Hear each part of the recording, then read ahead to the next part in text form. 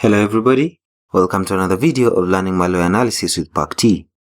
In this particular section, we will be covering malware advanced techniques. We'll be looking at some key concepts within this space.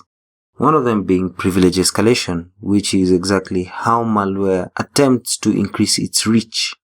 So if you consider it from the perspective of the three components, you'd consider how it does replicate, or rather how it does gain more access. So this will affect that more.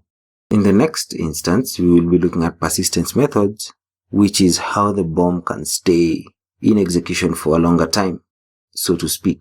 However, in general sense, it is simply how to keep a malware in execution state for a longer period with all three components. However, the bomb is the key focus for any malware developer at this point. Then we look at the data encoding, which still focuses on how to hide intent of malware, and then some other techniques that are used to launch malware in a more stealthy way. That's for this section. However, in this particular video, we will be looking at privilege escalation. Some of the things we'll be covering will include what privilege escalation really is, some of the types of privilege escalation that are available, and we'll look at a scenario which has been practically used to put this into context so that we can just glue all this together. So let's get right into this. Privilege escalation is basically trying to circumvent a control in order to gain more power or access as opposed to what you already have. In the real world, consider it, you're underage, you're 15. However, you want to have some beer. But when you go to your parents to tell them you want to have some beer, they tell you you can't have beer until you're of legal age. Now, legal age, depending on the state you're in, may be 16, 21 at that point. And you don't want to wait that long. So you decide that you want to have your beer now. You may play it into scenarios. The first one being, you may trick an adult to getting you beer. Now, if they get you beer, you've asked someone of a higher privilege to do that for you. Alternatively, you may have a friend who's not of legal age, but is in a position to get you the beer. Consider a friend that works part-time in a beer store. You may ask them to lift the beer for you, so you have accessed more than you were supposed to.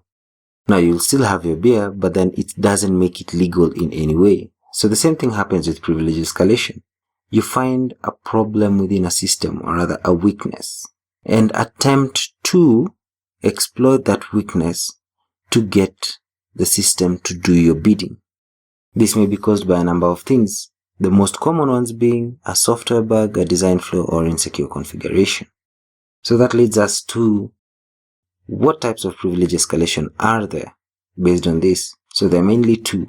The first one is a vertical privilege escalation, and the second is a horizontal one. So the vertical privilege escalation is the most common, and it does involve moving a user from regular level of access to a more privileged form of access that usually has less of doubt in the system. So if you consider our beer scenario, you asked an adult to get you the beer.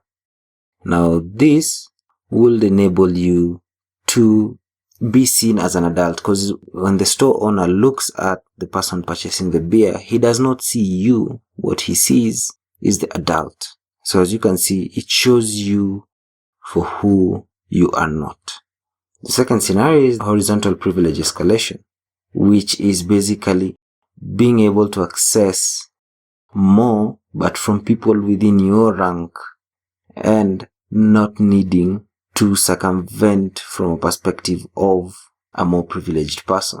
Now, in this case, the intent would be different, where you want to do it maybe because you want to prove a point to someone within the same rank and the likes. So consider it a bet between two students.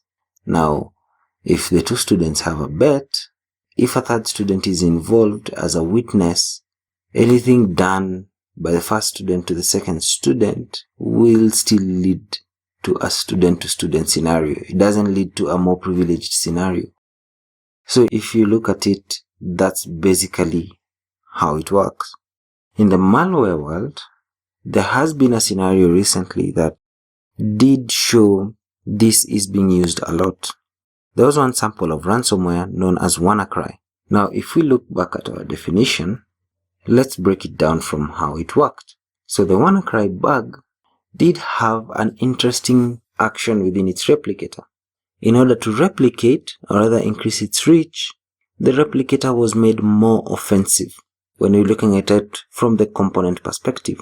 So the bomb does do the actual encryption of data, but within the replicator, it did include a weakness within Windows systems known as Eternal Blue.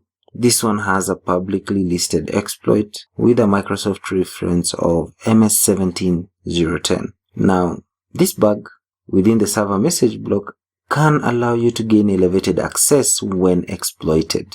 So as you can see, there was a design flaw by Microsoft on this, and it's still considered as a software bug. So depending on how you want to justify it. So when it affects the server message block service, what happened is every time it needed to replicate, it attempted to exploit that system before coping itself. So this gave it a more hybrid functionality, where the malware had worm-like tendencies, but it was still just ransomware. So it gave it more autonomous control within its replicator. Now that gave it elevated access, which again meant that when it does execute, it doesn't get a lot of hindrance from the system, and it doesn't need a lot of user interaction.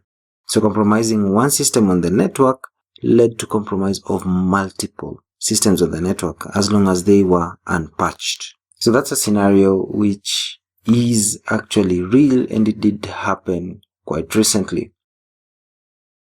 I hope this has been helpful, and in the next video we'll be looking at another technique, which is now persistence methods. How malware stays in an execution state for a longer time, because your machine doesn't stay in one state at any given point in time. You may log off, you may shut down, but malware may need to run every time you come back up, depending on the need of the malware developer. Thank you.